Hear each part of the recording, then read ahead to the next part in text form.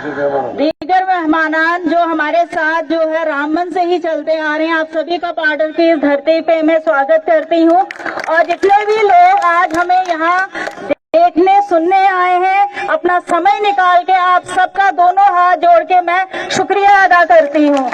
बहुत कम समय में ये प्रोग्राम बना, पर मुझे लगता है कि ये 10 साल का वो जुनून था जो अभी तक जो बंद था, और आज एकदम से वो खिड़की खुली और आप सब लोग अपने अपने घरों से बाहर निकले। ज्यादा मैं कुछ नहीं कहूंगी क्योंकि यहाँ पे बहुत कुछ जानकी जी ने और सजाद साहब ने कह दिया। मैं सिर्फ एक चीज कहना चाहूंगी पाडर के लोगों को, क्योंकि यहाँ पे जब भी वोट दिया गया है धर्म के नाम पे दिया गया है, और आज क्योंकि हम लोग पढ़े लिखे हैं तो मुझे लगता है कि जब भी आप किसी को वोट करें तो काम के लिए करें, डेवलपमेंट के लिए करें, हिंदू और मुसलमान के लिए ना करें। ये सबसे बड़ी शर्म की बात है कि यहाँ पे कुछ लोग आके जो है धर्म का ढंडोरा पीटते हैं और कहते हैं कि धर्म खतरे में है। हमारा धर्म ना कल खतरे में था, ना आज खतरे में है, और ना ही कभी होगा। खतरे में इन लोगों की कुर्सियां हैं जिसे बचाने के लिए ये इसका इस्तेमाल करते हैं। तो मैं सिर्फ आपसे ये कहूंगी कि एक हो जाओ अपने बच्चों के लिए, अपने आने वाले मुस्तकबिल के लिए, क्योंकि हमारे यहाँ हम लोग गाँव में रहते हैं, हम कोई शहरों में नहीं रहते। हमारी जो छोटी छोटी जरूरतें हैं सर, जैसे राशन का मुद्दा है, हमारा नरेगा, जो लोग कुछ भी नहीं करते थे, कम से कम उनको अकाउंट में साल का कुछ पैसा पड़ जाता था तो उसी से अपना गुजारा बसर करते थे, वो भी इन लोगों ने बंद कर दिया। सिर्फ और सिर्फ धर्म के नाम पे वोटों का बंटवारा, वोटों का अपने लिए ही सब कुछ। मैं ज्यादा कुछ नहीं कहूंगी, मैं सिर्फ पाडर के लोगों को ये कहूंगी कि अगर इन लोगों को ये लगता है कि नेशनल कॉन्फ्रेंस एक मुस्लिम जमात है, पर मैं एक राजपूत लड़की हूँ और हिंदू हूँ, और मैं नेशनल कॉन्फ्रेंस की एक सिपासालार हूँ। मेरे ससुर जी, हमारा पूरा खानदान नेशनल कॉन्फ्रेंस से आज से नहीं सदियों से जुड़ा हुआ है, शेख मोहम्मद अब्दुल्ला जी के टाइम से जुड़ा हुआ है। तो मुझे कभी नहीं लगा कि मैं नेशनल कॉन्फ्रेंस में हूँ और मैं खतरे में हूँ। मैं आजाद हूँ अपना काम करने के लिए, और मैं सब चाहूंगी कि यहाँ के जो भी छोटे छोटे मुद्दे हैं, कल को अगर लाल सिंह जी जीत के आते हैं, मैंने उनसे पहले ही कहा है कि हमारा पहला मसला प्रोजेक्ट्स का है। जीतने के बाद सबसे पहले हम इन प्रोजेक्ट्स में जाएंगे, और यहाँ पे जो भी गुंडागर्दी इन लोगों ने मचा के रखी है उस कचरे को हम बाहर फेंकेंगे। और ज्यादा आप लोगों के साथ ना रहे तो मैं सर को इनवाइट करूंगी कि वो यहाँ आके जो है लोगों को, क्योंकि लोग आपको सुनने के लिए सर यहाँ आए हैं, तो सर आप बात करें।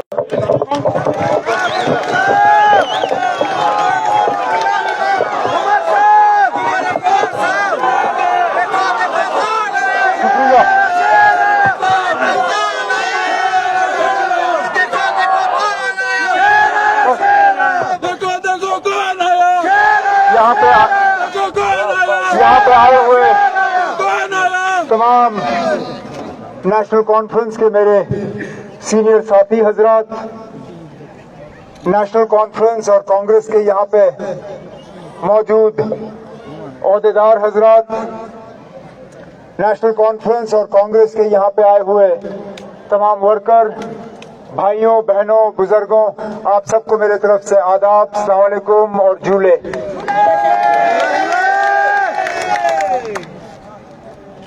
लगातार 3 दिन से इस पूरे इलाके का दौरा करता आ रहा हूं।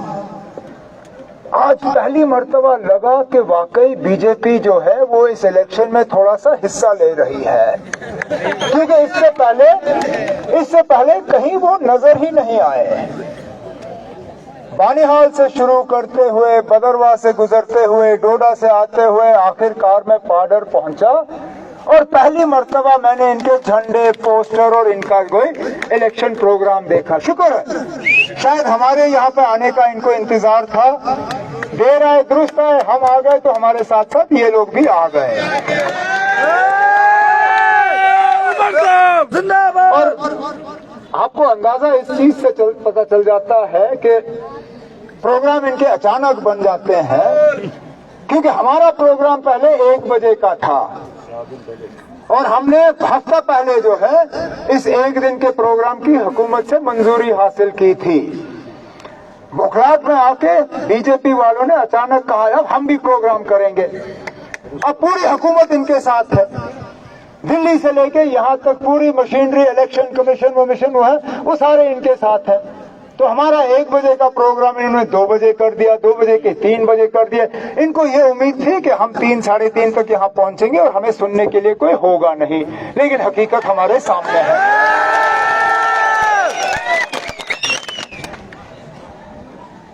शुरू करूं तो कहां से करूं? हमारी ऐसी दुख भरी दास्तां है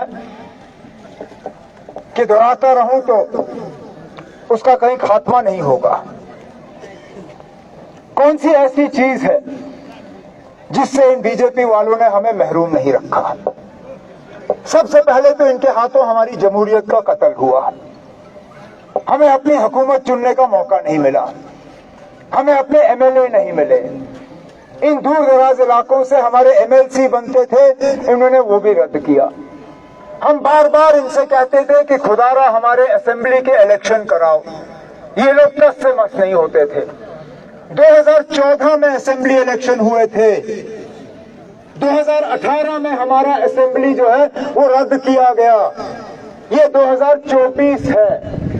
6 साल के बाद आज सुप्रीम कोर्ट के हुक्म के आने के बाद, क्योंकि सुप्रीम कोर्ट ने जब हुक्म दिया कि 30 सितंबर से पहले यहाँ असेंबली के इलेक्शन होने हैं, अब इन लोगों को फुर्सत आ गई। अब ये कहते हैं कि असेंबली के इलेक्शन की तैयारी करो। पहले तो मैं इनसे पूछता हूँ ना, 6 साल कहाँ हुए थे हमारे इलेक्शन? हमें क्यों 6 साल अपनी हुकूमत से जो है अलग रखा गया? हमें क्यों नहीं मौका दिया आपने अपना एमएलए चुनने का, अपने मिनिस्टर बनाने का, अपना चीफ मिनिस्टर बनाने का? ये जो वक्त हमारा जाया हुआ, इसके लिए माफी कौन मांगेगा? इसके लिए हमें मुआवजा कौन देगा? चलिए, आपने हमें हुकूमत नहीं अपनी दी, रियासत के 2 हिस्से किए, लद्दाख को हमारे से अलग किया। आज लद्दाख के लोग भी इतने ज्यादा परेशान हैं कि उसका कोई हिसाब किताब नहीं। वो लोग जिन्होंने 5 अगस्त 2019 को इतनी खुशी मनाई थी, हम सब गवाह हैं, मिठाइयां बांटी गई, पटाखे ये फोड़े गए, वो खुशी से सामान्य नहीं हुए। आज वही लोग जो हैं मौजूदा हालात से इतने परेशान हुए हैं कि 20-20, 21-21 दिन का भूख हड़ताल रखने के बाद भी उनको कोई सुनने के लिए तैयार नहीं। ये हमारे लद्दाख के भाइयों बहनों का हाल है। हमें यूटी बनाया इन लोगों ने, कहा यूटी में सारा इलाज है हमारा, और हम इंतजार करते रहे कि कब वो इलाज आएगा। आज हम दिल्ली के हमारे बड़े बड़े हुक्मरान से सुनते हैं कि बस असेंबली का इलेक्शन हो जाए तो हमें दोबारा जो है रियासत का दर्जा मिलेगा। पहले तो खुदारा हमें ये बताइए ना, आपने हमें रियासत से यूटी बनाया क्यों? अगर यूटी में था ही नहीं कुछ, अगर असेंबली इलेक्शन के फौरन बाद आपने दोबारा हमें रियासत बनाना है, तो फिर ये यूटी किसी काम का ही नहीं था। तो खुदारा हमें बताइए ना, ये यूटी बना तो बना किस लिए? और इस यूटी में आपने यहाँ के लोगों को दिया क्या? इस दूर दराज पाडर के इलाके में लोगों को मिला क्या? ये हमारी हुकूमत थी जो बार बार यहाँ मौके पे डीजी को भेज के यहाँ पे ऑन स्पॉट भर्ती कराया करते थे। हम कुछ नहीं देखते थे वहां पे, मां सिवाय कद और छाती, कद बराबर छाती बराबर। डीजी साहब मौके पे हाथ में ऑर्डर थमा देते थे और वो लड़के पुलिस में भर्ती हो जाते थे। हमने यहाँ पाडर के वो मशहूर नीलम निकालने का जो है एक प्रोजेक्ट तैयार किया था। बदकिस्मती से हमारी हुकूमत रही नहीं, हम गए। 10 साल हो गए मुझे अब हुकूमत छोड़े हुए।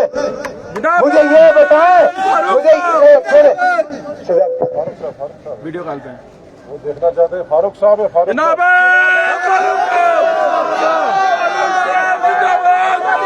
10 साल हो गए मुझे हुकूमत छोड़े हुए, 10 साल हो गए, 10 साल से ज्यादा वो प्रोजेक्ट बनाए हुए। मुझे बताइए ना, आप कहाँ गई वो कंपनी जो यहाँ की नीलम निकाल के यहाँ के लोगों को उसमें मुलाजमत देने की बात चली थी?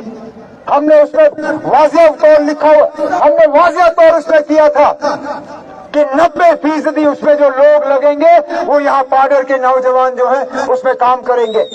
लेकिन उस चीज को खा ही गए ये लोग, खा गए उसको, उस प्रोजेक्ट को ही दबा के रखा। कहने के लिए तो कहते हैं कि बाहर से अब इन्वेस्टमेंट आ रहा है, जहां जो आना था कहते हैं कि बड़े बड़े कारखाने बनेंगे। कौन सा नया कारखाना है यहाँ पे?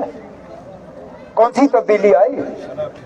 एक पावर प्रोजेक्ट बनाने का हमने डीपीआर तैयार किया था करखाई का। हमने चाहा था कि इस पावर प्रोजेक्ट के तहत यहाँ के पढ़े लिखे नौजवान जो है वो इसमें काम करेंगे, जिन्होंने कम तालीम हासिल की हो, जो मजदूरी करना चाहते हैं वो उसमें रोजगार हासिल कर सकेंगे। हमारे यहाँ पढ़े लिखे इंजीनियरिंग और बाकी जो किए हुए लड़के जो हैं वो ठेकेदारी का कार्ड लेके छोटे बड़े उसमें वो ठेकेदारी का काम करते। 10 साल हो गए हमारी हुकूमत को यहाँ से गए हुए, इन लोगों ने उस प्रोजेक्ट पे एक डबल पैसे का काम नहीं किया। मैं कहता हूँ कभी कभी ऐसा लगता है कि जो होता है अच्छे के लिए होता है। इनके बस की बात नहीं थी वो प्रोजेक्ट जो है शुरू करना। अब ऊपर वाला करे कि सितंबर, अक्टूबर, अगस्त, सितंबर में जो असेंबली इलेक्शन बनने हैं उसके बाद नेशनल कॉन्फ्रेंस की हुकूमत होगी, हम यहाँ पे ये प्रोजेक्ट तैयार करेंगे लोगों के लिए। लेकिन आज हम एमएलए चुनने के लिए यहाँ जमा नहीं हुए हैं। हमने अपना पार्लियामेंट का नुमाइंदा यहाँ से दिल्ली भेजना है अपनी नुमाइंदगी करने के लिए। अब नेशनल कॉन्फ्रेंस चाहती तो हम भी इस मैदान में अपना उम्मीदवार उतारते, लेकिन सोच समझ के नहीं उतारा, क्योंकि हम यहाँ पे वोट को तकसीम नहीं करना चाहते थे। हम नहीं चाहते थे कि आप लोगों का वोट जो है वो बढ़ जाए, बिखर जाए, और इसलिए हमने सोच समझ के ये तय किया कि हम इंडिया अलायंस जो है और कांग्रेस के साथ अपना जो है गठजोड़ बना के मिलके ये इलेक्शन लड़ेंगे। इसलिए मेरे जो साथी जो है 19 तारीख को यहाँ वोट डालने का दिन है। मेरे साथी जो है जो पोलिंग बूथ में जाके वहां हल का निशान ढूंढेंगे। आपको हल का निशान इस इलेक्शन में नहीं मिलेगा, परेशान मत होइए। चौथे नंबर पे हाथ का बटन है। इस इलेक्शन में आप ये समझ लीजिए कि हाथ और हल जो है वो दोनों एक ही बटन में है। ये इंडिया अलायंस का उम्मीदवार है। हम मजहब के नाम पे वोट नहीं मांग रहे हैं, हम जात बरादरी के नाम पे वोट नहीं मांग रहे हैं। नेशनल कॉन्फ्रेंस वो पार्टी है जिसको विरासत में नारा मिला है हिंदू मुस्लिम सिख बौद्ध इत्तेहाद का। हम हमेशा जब बात करते हैं तो अमन की बात करते हैं, भाईचारे की बात करते हैं, एक दूसरे को एक साथ रखने की बात करते हैं। मैंने बार बार अपनी तकरीरों में कहा है कि ये हाथ जो है ये बड़ी अजीब चीज है। इस हाथ को जब आप खुला रखो तो इस हाथ में कोई ज्यादा ताकत नहीं है। एक हाथ में आप एक एक करके इन उंगलियों को आप तोड़ सकते हो, लेकिन इस हाथ की आप अगर मुट्ठी बना लो तो कोई दुनिया की ताकत नहीं है जो इस मुट्ठी को कमजोर कर सके।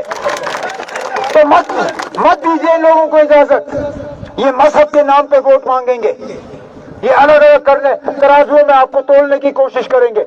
बिल्कुल सही कहा हमारी बहन पूजा जी ने, ये यहाँ पे घबराहट और डर पैदा करने की कोशिश करेंगे। मत दीजिए इनकी साजिशों को कामयाब होने का मौका। आ जाइए एक साथ और मिलके दिखाइए कि आप वाकई जम्मू कश्मीर में एक खुशहाल, एक अमन से भरा हुआ, प्यार से भरा हुआ और वो जम्मू कश्मीर जिसमें हम सब तरक्की और डेवलपमेंट और प्रोग्रेस के हिस्से में बराबर के शरीक हो, वही जम्मू कश्मीर हम यहाँ पे कायम करना चाहते हैं और उसकी बुनियाद आप 19 तारीख को डाल सकते हो। तो इस उम्मीद के साथ कि 19 तारीख को चौथा बटन दबा के आप national conference Congress India alliance के उम्मीदवार को यहाँ से कामयाब करके भेज दोगे, उसके बाद नतीजों के बाद दोबारा मैं, सजाद, तनवीर, हमारे पूजा जी, हम सब यहाँ पे आके दोबारा आपसे मुलाकात करेंगे, मिल बैठेंगे, दो चार और बातें होंगी। लेकिन फिलहाल इस उम्मीद के साथ कि 19 तारीख को आपके एक एक वोट जो है वो चौथे बटन के लिए होंगे। मैं आपसे सबसे इजाजत चाहता हूं। बहुत बहुत शुक्रिया।